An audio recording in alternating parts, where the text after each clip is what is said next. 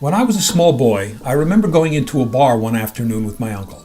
I, of course, wasn't there to drink, but I was permitted to sit and listen as my uncle and his friends talked. I remember him ordering a shot of bourbon, and it arrived, as expected, in a shot glass. I remember my uncle reaching for the glass, his large, bear-like hand enveloping it like the night envelops the day, picking it up and in one fluid motion, bringing the glass to his lips and emptying the entire contents. He did not pause to savor the aroma, nor did he stop and admire the beautiful amber tone of the liquid. There was no discussion of small batch this or single barrel that. It was just a shot of bourbon. End of story. We now jump ahead some 50 years.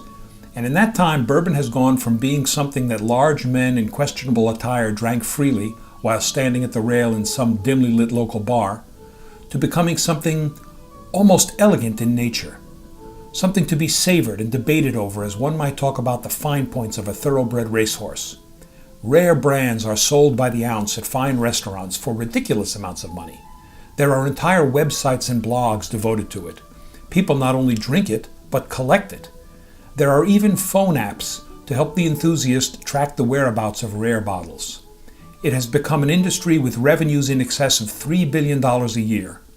The days of simply ordering a shot of bourbon seem to have ended. It's been said that all bourbon is whiskey, but not all whiskey is bourbon. And while this is indeed true, what exactly does it mean? Well, whiskey is a type of distilled alcoholic beverage made from fermented grain. For example, Scotch is whiskey. But for whiskey in the United States to be called bourbon, it's not quite that simple. First, it must be produced in the U.S.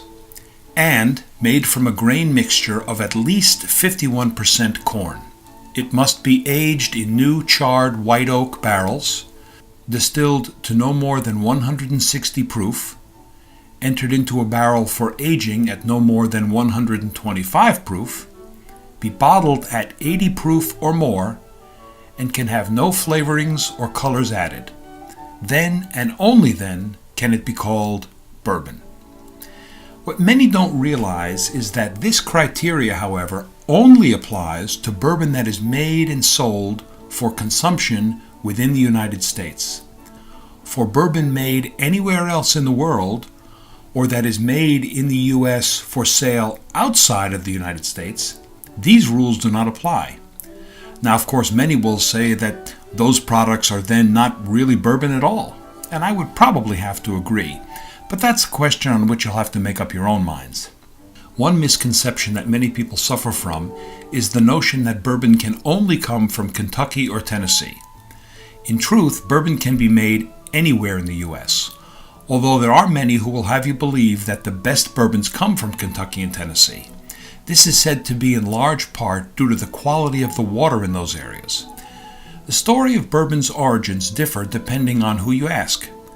One such tale credits the invention of bourbon to a Baptist minister from Kentucky by the name of Elijah Craig. Another to a gentleman by the name of Jacob Spears. Some say it was Robert Samuels who started it all. One story has bourbon being named after Bourbon Street in New Orleans, and one after Bourbon County, Virginia. One thing we do know is this. In the late 1700s, there was a major port on the Ohio River in Maysville, Kentucky, which was in a region known as Old Bourbon, from which whiskey and other products were shipped. The name Old Bourbon was stenciled on the barrels of whiskey to denote their place of origin. The whiskey in these barrels was corn-based, and in time, all corn-based whiskey came to be called bourbon. I think it's safe to say that rather than being invented at any one time by any one person, bourbon has more or less evolved over the years. Now, to make bourbon, corn, at least 51%, is mixed with a combination, depending on each distiller's recipe, of rye, wheat, or malted barley. Then ground and mixed with water. This is called the mash. Yeast is then added and the mash is fermented. After the fermenting process has finished, the mash is distilled. This results in a clear spirit that is then placed in new charred oak barrels for aging. A charred oak barrel is a barrel that has literally had its interiors set on fire for a prescribed period of time. And it is the combination of the charring and the white oak that gives the spirit its rich amber color and flavor. You see, as the liquid sits in the barrel, the change in temperature and barometric pressure causes the oak to absorb and then release back into the barrel the liquid. This process happens over and over again for a minimum period of 2 years as the bourbon ages, with some bourbons being aged for as many as 20 years. On average, the longer bourbon ages, the higher the proof, as more water evaporates, leaving a higher concentration of alcohol. In some cases, barrels are opened only to find that all of the liquid has evaporated out and the barrels are empty. Now that's a drag. And because it takes longer to make, older bourbons will usually fetch a higher price. Although age does not always translate to a better bourbon. Like wine, bourbon can actually be aged too long. At a certain point, the bourbon can become too tanniny or astringent, leaving the mouth with an unpleasant, dry sort of feeling. I've heard it said that the best average aging time for bourbon is between 6 and 10 years. But as with everything in life, there are always exceptions to the rule. For example, Pappy Van Winkle 20-year-old is a rare, highly regarded, highly priced bourbon that people go to great lengths to acquire. After aging, the bourbon is then withdrawn from the barrels, usually filtered and diluted with water to obtain the desired proof.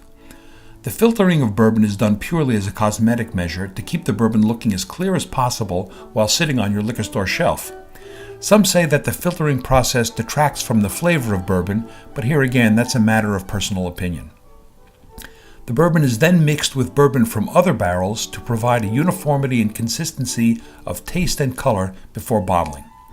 It should be noted that a barrel used to age bourbon must be new and unused, and then can only be used once by law for that process. So please, join us each week as the 5 o'clock hour explores the history, the rituals, the gadgets and gizmos, the techniques, the recipes, the food, the drink, and all of the other wonderful and interesting things that make up this truly unique institution that we here call the 5 o'clock hour.